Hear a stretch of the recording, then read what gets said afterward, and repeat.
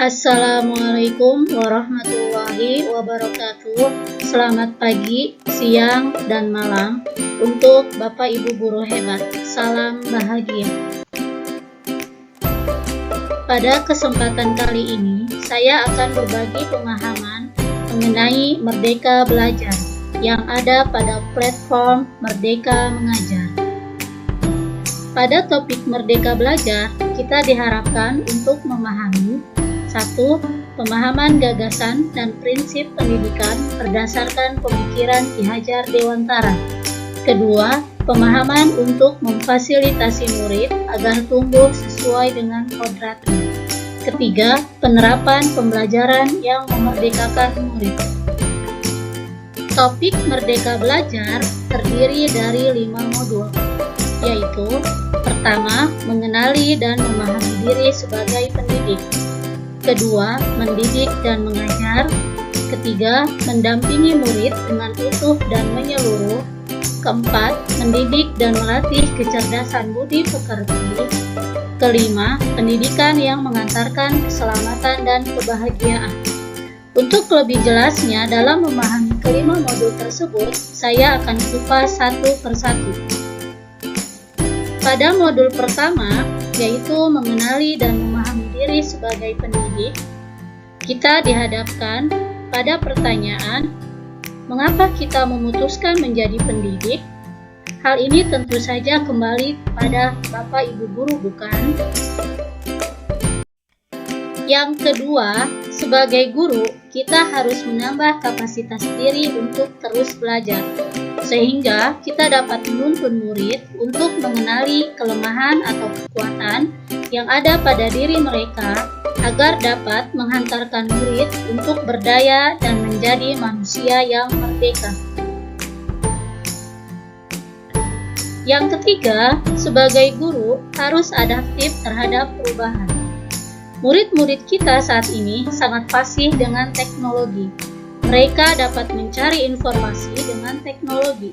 Oleh karena itu, sebagai guru juga harus cepat tanggap terhadap perkembangan teknologi pada saat ini. Keempat, mendidik anak seperti mendidik rakyat. Ungkapan ini dikemukakan oleh Ki Hajar Dewantara. Hal ini mengandung arti kehidupan saat ini adalah buah dari pendidikan yang diterima saat masih anak-anak. Ketika kita mendidik murid, berarti kita menyiapkan masyarakat dan budaya di masa depan. Saat murid sudah dewasa dan terjun di masyarakat agar menjadi manusia yang mandiri. Yang kelima adalah sebagai guru harus memberikan pengalaman yang menyenangkan dalam belajar. Saat pembelajaran berlangsung, murid tidak hanya mengingat materi yang kita ajarkan, tetapi murid juga mengingat semua tingkah laku, tutur kata, dan cara kita mengajar. Hal ini akan membekas dan membentuk murid-murid kita sebagaimana kita dibentuk oleh guru-guru kita terdahulu. Modul selanjutnya adalah mendidik dan mengajar. Ada beberapa hal yang dapat kita pahami pada modul tersebut. Di antaranya adalah: pertama, pendidik menuntun peserta didik agar dapat tumbuh dan berkembang sesuai dengan kodratnya. Guru tidak dapat menentukan untuk menjadi seperti apa murid di masa depan, tetapi guru dapat menuntun tumbuhnya kekuatan pada diri murid untuk memajukan budi pekerti, pikiran, dan jasmani murid sebagai bekal di kehidupan masa depan untuk menggapai cita-cita murid.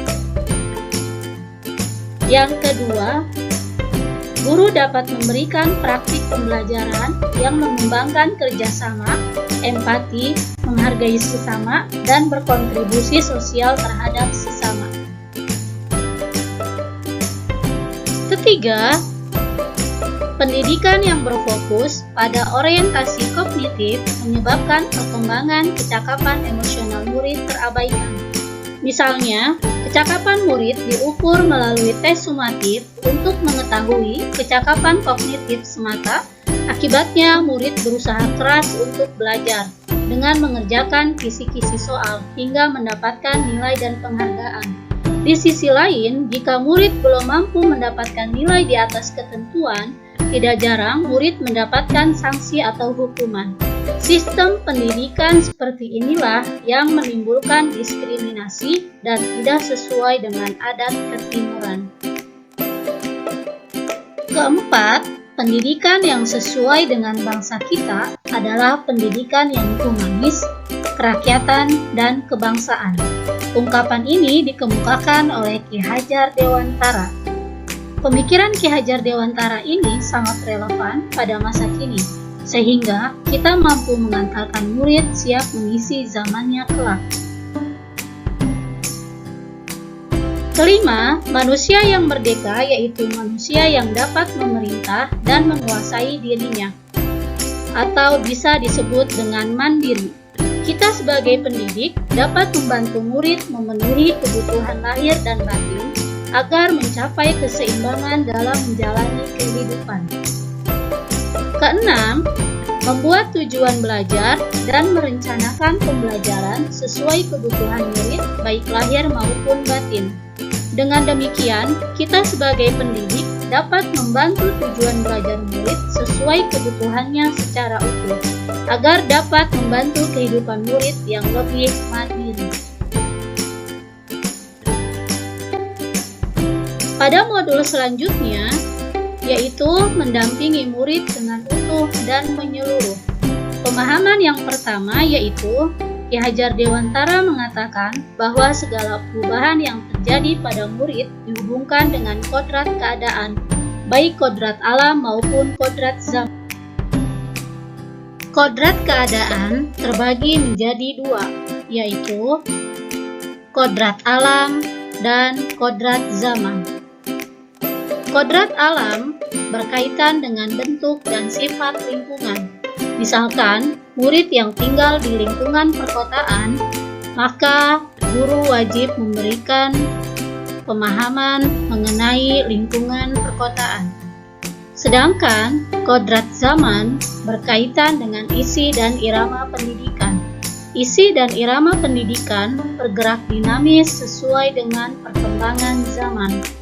Oleh karena itu, muatan pendidikan dan cara belajar harus disesuaikan dengan perkembangan zaman. Kedua, Ki Hajar Dewantara mengenalkan asas Trikon sebagai prinsip untuk melakukan perubahan kebudayaan bangsa Indonesia agar tidak tertinggal dengan bangsa lain. Asas Trikon terbagi menjadi tiga. Yang pertama adalah kontinu. Kontinu adalah pengembangan yang dilakukan harus berkesinambungan, dilakukan secara terus-menerus dengan perencanaan yang baik. Kedua, konvergen adalah pengembangan yang dilakukan dapat mengambil dari berbagai sumber di luar, bahkan dari praktik pendidikan di luar negeri. Ketiga adalah konsentris. Konsentris adalah pengembangan pendidikan yang dilakukan harus tetap berdasarkan kepribadian kita sendiri. Modul selanjutnya adalah mendidik dan melatih kecerdasan budi pekerti. Ada beberapa hal yang dapat kita pahami pada modul tersebut. Di antaranya adalah: pertama, sebagai pendidik tidak hanya membantu kecakapan kognitif saja, tetapi juga membantu dalam menumbuhkan kecakapan budi pekerti murid. Yang kedua adalah budi pekerti merupakan hasil bersatunya dari gerakan pikiran, perasaan, kehendak, dan kemauan sehingga menimbulkan tenaga. Yang ketiga, tempat utama dalam menumbuhkan budi pekerti adalah lingkungan keluarga, dan pendidik di sekolah juga berperan menumbuhkan budi pekerti. Oleh karena itu, dalam mendidik murid harus ada komunikasi dengan orang tua agar dapat merumuskan pendidikan budi pekerti yang sesuai dengan murid. Modul selanjutnya adalah adalah pendidikan yang mengantarkan keselamatan dan kebahagiaan. Ada beberapa hal yang dapat kita pahami pada modul tersebut. Di antaranya adalah fungsi pendidikan yang akan mengantarkan murid agar siap hidup dan memberikan kepercayaan kepada murid bahwa di masa depan mereka dapat mengisi zamannya demi mencapai keselamatan dan kebahagiaan. Yang pertama, Ki Hajar Dewantara mengenalkan sistem Among sebagai suatu metode pendidikan yang menekankan pada proses pembelajaran. Sistem ini melarang adanya hukuman dan paksaan kepada murid karena akan mematikan jiwa merdeka serta mematikan kreativitas murid. Yang kedua adalah menjadikan murid sebagai pusat pendidikan dan pendidik sebagai fasilitator. Pada abad 21, murid dapat mengakses berbagai sumber belajar dengan sangat mudah. Oleh karena itu, guru berperan sebagai fasilitator dan murid dijadikan subjek dalam pembelajaran.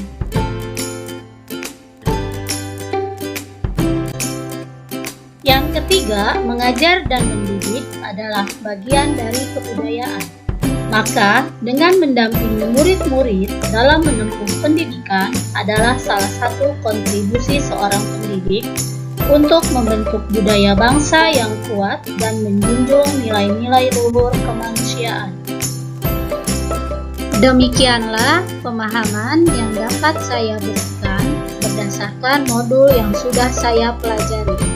Selanjutnya, saya membutuhkan umpan balik dari Bapak Ibu mengenai topik Merdeka Belajar ini dengan menjawab pertanyaan yang ada pada video ini.